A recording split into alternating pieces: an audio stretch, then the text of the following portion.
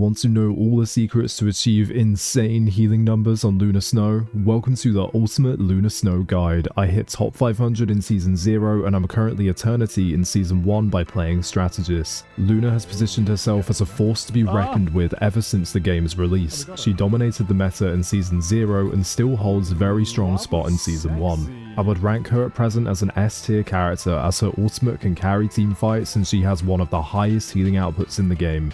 We're looking at you, Dagger, but we're better than Dagger because we require good aim, right?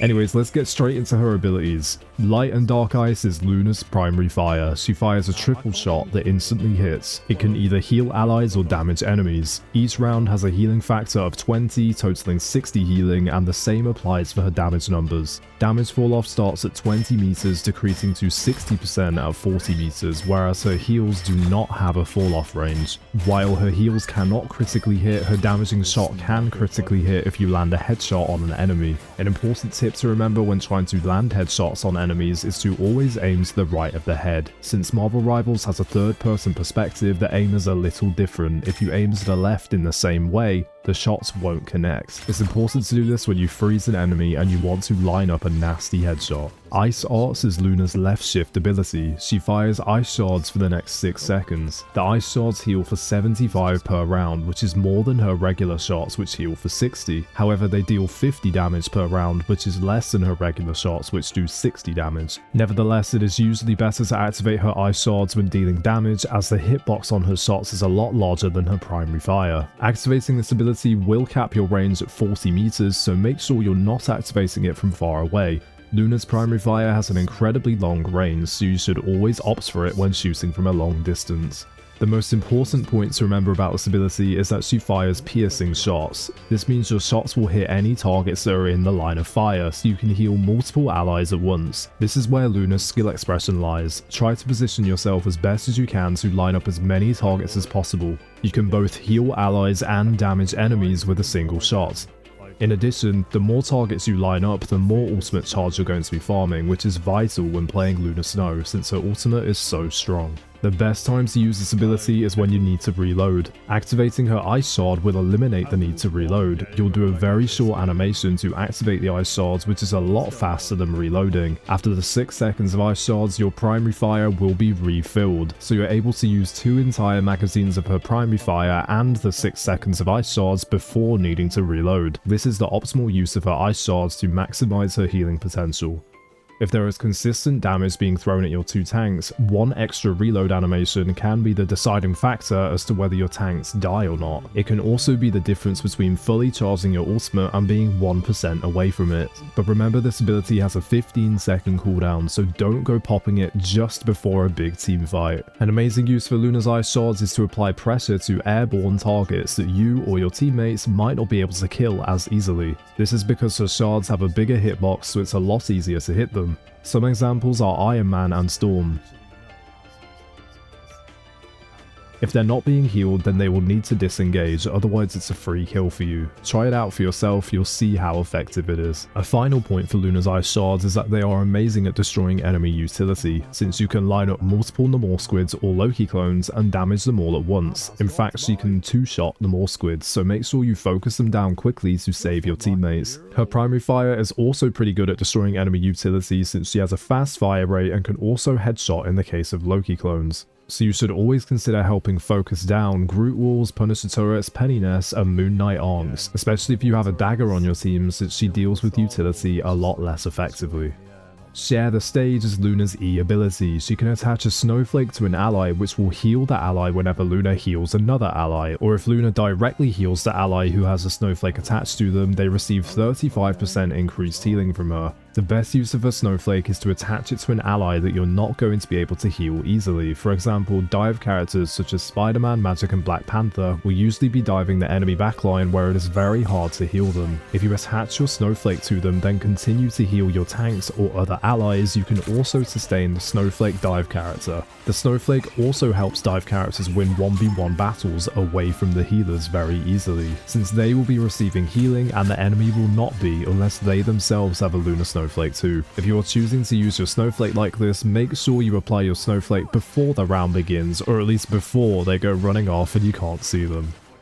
Another good option of an ally to Snowflake is a tank. I like to do this if my team only has one tank. This means that my tank will still receive healing while I heal all my other teammates and will get increased healing when I heal them directly. If a team only has one tank, they will be absorbing all the frontline damage that two tanks usually would be absorbing, meaning you have to pay extra attention to them as a healer and they can die very fast. Luna's Snowflake can be a good way to combat this. Dive tanks are also amazing candidates for the Snowflake. Characters such as Venom, Captain America and Thor will usually be very far away from you or break line of sight from you often. The Snowflake allows them to receive healing as long as you're outputting healing to your other allies. My favourite choice for a Snowflake is good old Groot.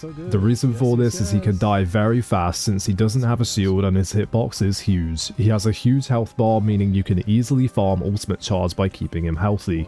Groot's solo tank usually fares pretty badly, so the Snowflake can help a bit with that. Here are a few important points to remember about her Snowflake. Number 1. Each time your ally dies with the Snowflake on them, it will return back to you, meaning that you should always be paying attention to see whether your Snowflake's ally has died and make sure you recast it on someone else. This is a common mistake that many Lunas make. It is easy to forget to reapply her Snowflake. You'll be missing out on a huge chunk of healing if you do forget. Number 2, there is a short animation when you apply the Snowflake which does briefly stop your healing, so you don't want to always be reapplying it mid-fight. You should only look to reapply in a few situations. If A, your Snowflake has reset because your ally died, if B, you've noticed that another ally is taking too much damage so they should be Snowflaked, or C, one of your allies has popped their ultimate and you want to do everything in your power to keep them alive. A good example is the Punisher. Number 3, when you're returning to the team fight from a death, make sure you drop your Snowflake on someone. This may seem like common sense, but it's surprising how often Lunas forget to do this, so it's good to get into the habit of always checking where your Snowflake is. Number 4, you can keep track of where your Snowflake's ally is by the indicator on your screen. The indicator will change color depending on how much health they have lost. You can also use this indicator to track when they might need to be given a direct heal, which is useful as most of the time you'll be ignoring the Snowflake's ally. Absolute Zero is Luna's right-click ability. She fires a projectile that freezes an enemy and also restores health to her, which we'll go over later. The freeze deals 50 damage and lasts for 2.7 seconds. If you damage the frozen enemy, they will unfreeze, but if they are damaged in the first 0.5 seconds, they will stay frozen, meaning you can get some extra damage on them instantly after freezing. Luna's freeze is really strong for getting picks in fights. You can throw out her freeze at the start of a fight for an easy elimination. My advice is to ping the enemy once you've frozen them so that your teammates can follow up and eliminate them fast. Her freeze is super useful in 1v1 situations or when you're trying to deal with enemies who are diving you. If you want to try to fight back, you can line up a triple headshot which will lead them very close to death. If there's no chance you're going to be able to 1v1 them, you can leave them frozen for the entire duration and use the time to create distance and return to healing your allies. Regardless of what you choose to do, you should try to use that time to communicate to your team where the frozen enemy is, ping them at the very least. Now let's talk about the most important use for her freeze, interrupting enemy ultimates. She can interrupt a large amount of ultimates in the game, you just have to make sure you anticipate ultimates, react fast and predict their movement. While this is easier said than done, my best advice for hitting her freeze is simply to get experience on Luna.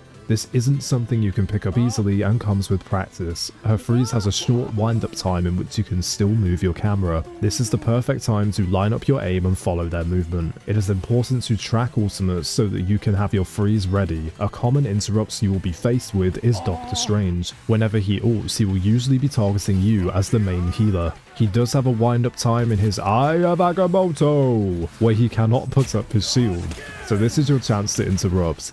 If the Strange is good, he will take flight before ulting, so make sure you keep an eye on him as he'll be looking to drop down on you and surprise ult you. My advice is to fire your freeze as close to ground level as you can, since Strange will land quickly. He descends very fast when casting his ult, so tracking him in the air is difficult. Just before we talk about Luna's ultimate, make sure you're subscribed to my channel to catch future videos and check out my ultimate guides for Mantis and Cloak and Dagger after this video, if you like it. Now let's move on to Luna's ultimate ability, Face of Both Worlds. You can toggle between heals and damage boost that affects allies in an AoE around Luna. The damage boost is a 40% boost, which is also the same as Rocket's ultimate. Luna's ultimate has been heralded as the most broken ability in the game since Rival's release. It has the highest healing factor of strategist ults with 250 healing per second and a burst heal of 200 upon casting, which makes it very hard for any of your allies to die while inside of it. Just for reference, Cloak and Dagger has 220 healing per second, which has now been bumped up to 250 in the most recent patch. Invisible Woman has 165 and Mantis has 150. As a result, you usually want to be saving Luna's ultimate to counter the most lethal ultimates and ultimate combos on the enemy team. An example is Groot ultimates that will usually lead to a lot of follow-up damage or ults on top of it. Just don't ult on a Moon Knight ult because you will die. It's a case of assessing what characters they have on the enemy team and judging what your Luna ultimate would be best for. We'll go over this in more detail later. She does have a higher energy cost for her ultimate, which currently sits at 4,500 after the recent patch. Invisible Woman has 4,300 and Cloak and Dagger and Loki have 4,000. Mantis now officially has the lowest defensive ultimate cost at 3,700 as hers was not increased. This means that Luna is likely to get her ultimate later in the game than other strategists on your team if they are playing optimally.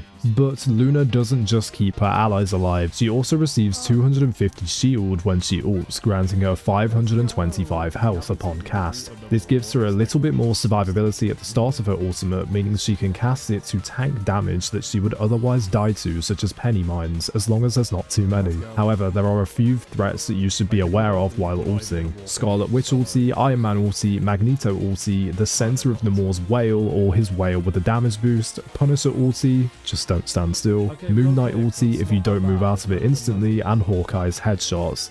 Something you should also remember is you're not invincible. If the enemy team all damage you at the same time, you will die. Another huge threat to your allies is Doctor Strange. In high level play, you will see Strange drop his ultimate inside your ultimate, and the enemy team will be able to kill your allies through your healing if they focus the stunned targets. My advice is to get in between your stunned allies, try to block line of sight and pray. Luna is also immune to crowd control abilities during her ultimate, but she also cannot take any actions except for toggling her ultimate. This is different to other defensive ultimates such as Mantis and Invisible Woman that aren't crowd control immune and you can take actions within. There are a few other important points to remember with her ultimate. Number 1, her ultimate cannot heal through enemy shields, so be wary of an enemy Doctor Strange trying to get in between you and your allies to block the healing. Number 2, she also cannot heal through terrain, regardless of if you have line of sight of your enemy. An example is the payload. She cannot heal an ally on the other side of the payload to her. Number 3, be careful with elevation, including steps and hills. Sometimes her heals won't reach allies that are just a bit higher than her, so always try to be on the same level as your allies when you're ulting. And number 4, do not damage boost. Swapping to a damage boost takes away the healing from the allies. You'll have to wait another half a second before you can swap back. Most of the time the risk isn't worth it, unless your team is winning the fight or you have another defensive ultimate up. You want to be using Luna ultimate to do crazy healing, not to damage boost. One extremely situational time you can damage boost is when you have a Namor popping his ultimate inside of yours. He will one-shot squishy characters even if they're not in the center of his ultimate with your damage boost. I'll discuss when you should ult later in the video. Now let's go over her passive abilities. Cryo Heart is her first passive ability. Now many Luna players either don't realize what her passive does or simply just forget about it in game, so listen up. Luna restores health when she casts Ice Art, which is her left shift ability that fires ice shards for 6 seconds, or Absolute Zero, which is her right click ability that freezes enemies. She will restore 30 health per second for 3 seconds, totaling 90 health. This passive is very instrumental to Luna's survivability. It's extremely important to remember. There are many times when I'm very low on HP, but I can't go and find a health pack because I need to stay in the fight and heal my allies. You can then pop either of these abilities to start regenerating health. My advice is to use her freeze to regen health whenever you're not going to need to freeze an enemy soon, or just take a pot shot with your freeze mid-fight if you need to regen health. Don't be afraid to waste your freeze. While it's very important to have your freeze up to interrupt enemy ultimates and peel for yourself, it is more important to keep yourself alive so your team don't lose a healer. The worst thing you could do is die to chip damage in the middle of a fight. I will often throw my freeze out randomly just for the regen. It becomes even more important to remember when you're the only healer left alive and there is no prospect of you getting healed by your teammates. Since your ice shards are essential for healing your allies, this ability should be in your regular rotation, so don't hold on to it simply for the purpose of healing yourself. Whereas your freeze is the more expendable ability out of the two to trigger the self-healing, and you never know, your freeze could lead to getting a pick on an enemy. And one final note, her heal does stack if you activate both abilities together, meaning you regain health faster. And it goes without saying, but obviously don't throw your freeze out if you're anticipating an enemy ultimate soon. Smooth Skate is her second passive ability. When moving forward, Luna ice skates, which means that she moves a lot faster and jumps higher. Her base movement speed is 6, her passive takes her up to 9.6. It takes her 0.5 seconds of moving forward before she starts to ice skate. Luna is often targeted in fights since she has a very high healing output and little chance of escape, as opposed to Dagger, who can swap to Dark Teleportation, or Invisible Woman, who can push enemies away and go invisible. So the extra speed is very useful when returning to teamfights from your base if you do happen to get picked off early. It is also very useful when your team needs to make a quick disengage from a fight. For example, when the enemy drops a rocket damage boost and a Punisher ultimate, Luna can activate her ice skates and quickly get behind cover.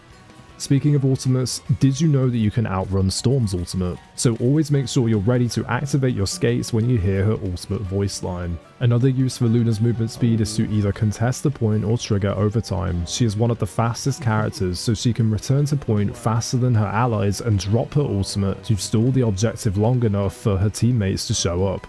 And lastly, the increased jump height can be very useful to reach higher ground. You can even use it to jump over Doctor Strange portals that might otherwise be blocking you out of the teamfight or even out of your spawn. I'm sure you know the ones. Let's move on to her team-up abilities. Now you're probably already aware of these, but maybe not how important they are. Icy Disco is her team up with Namor and Jeff. She gives Namor an Icy turret, which is a stronger turret with more damage, health, and it also slows the enemy. The slowing effect was buffed last patch. Namor is a force to be reckoned with in the current meta. He is a good counter to dive characters, but he does rely on Luna's team up to be strong. Without it, he loses his strongest squid and an extra cooldown, which significantly reduces his damage output and turret uptime. This team up is very strong, so you'll want to try and play Luna whenever there's a Namor in your team. Now moving on to Jeff, he's currently found his place in the meta as a backline harasser. Luna gives him icy shots which help him lock down his targets and get picks easier. This team up you won't see as often as Namor, but it's definitely a decent buff for Jeff. Since Luna doesn't benefit from this buff, she instead receives a 15% seasonal buff for all of her healing as the anchor to this team up. So remember all those healing numbers I've been telling you about earlier? Add another 15% onto them. However, Luna does benefit from her team up with Iron Fist, called Frozen Chi. She knocks back and slows enemies within a 10-meter radius of her, as well as healing herself and her allies. She deals 25 damage to the enemies and slows them by 30% for 2 seconds, and the heal is for a total of 75. Frozen Chi has a cooldown of 20 seconds. It received a buff in the most recent patch. This team up comes in handy for dealing with dive characters. Luna is usually targeted first by flankers and doesn't have too much survivability, but this ability can come in clutch and save her life. The problem is that Iron Fist isn't in a great place in the meta and isn't too popular, so you won't be able to feel the benefits of this team up that often, but he is receiving a buff in the next patch, so this problem may be resolved. I also bind this team up ability to a button on my mouse so that I can access it faster to peel for myself. Now that we've gone over her abilities, let's talk about how to play her with other healers and when to use your ultimate. I often see Luna Snow players just randomly throwing out their ultimates, which is definitely something you should look to avoid doing simply because it is so strong. Let's look at some example situations. If you are playing Luna Snow and your other strategist is playing Cloak and Dagger, the C&D ultimate will charge faster since it has a lower charge rate, assuming the player isn't dying or flopping. You should allow them to drop their ultimate first and to engage in fights. This is because C&D ulti does damage and provides huge zone control which can force enemies off at the point. It has a lot more offensive qualities than what Luna's ultimate does. You should always be saving your Luna ulti to counter enemy ultimates if you're letting your Cloak ult aggressively. Luna has a higher healing factor and is a lot harder to kill during her ultimate since she gets a shield and is CC immune. She also covers a large surface area upon casting her ultimate, whereas C&D will struggle to protect all allies before they can spread their healing aura, which will take a few seconds. But obviously, if you're charging your ultimate faster than Cloak and they're underperforming, you can use it all more freely. If you're playing with a Rocket Raccoon on the other hand, your team only has one defensive ultimate, so that is your cue to only use your ultimate to counter enemy ultimates, since Rocket ultimate is inherently offensive.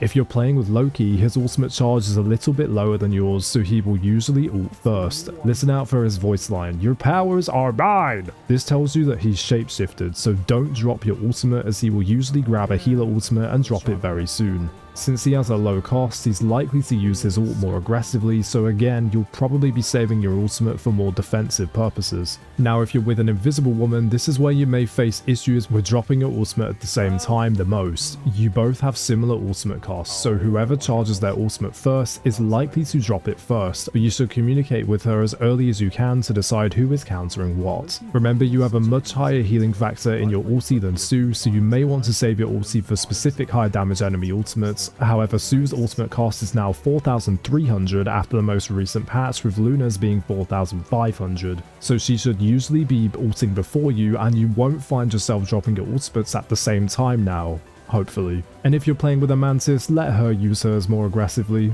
please. She also gets movement speed and doesn't heal for as much. It is a great offensive tool. And finally, triple healer comps. Boo. I'm predicting the triple healer comps won't be as strong when strategist energy costs get increased in the next patch, but we'll cover it just in case it stays prominent. Usually in a triple healer comp, the same concept applies to Luna ult, as it is the safest defensive ultimate, so you should save it for countering enemy ultimates. If you have a C&D and a Loki, both will get ultimate before you, provided they're playing well, but either way, communication is the most important when playing triple healer. You should figure out who's going to use their ultimate for what purpose, and who's dropping it first for whenever you've charged it at the same time. But overall, your ultimate is extremely powerful. Let your teammates throw out their ultimates and do all the crazy stuff. Hold yours to counter more enemy ultimates if you want to play safe. A final tip for triple healer comps is Luna has really good damage potential. She does more than other healers, such as the usual playstyles of Rocket and Cloak. If your teammates are staying very healthy most of the time, then don't be afraid to ramp up your DPS and start pelting ice shards at the enemy.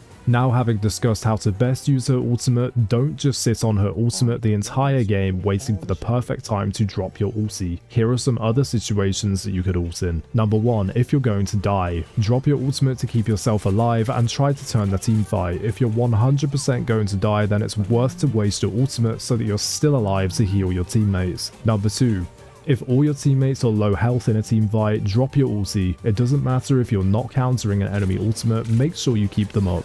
Number 3, if you charge your ultimate incredibly fast. Some games you might charge your ultimate in the first 30 seconds of the game, especially if you're doing consistent healing to 2 tanks with huge health pools.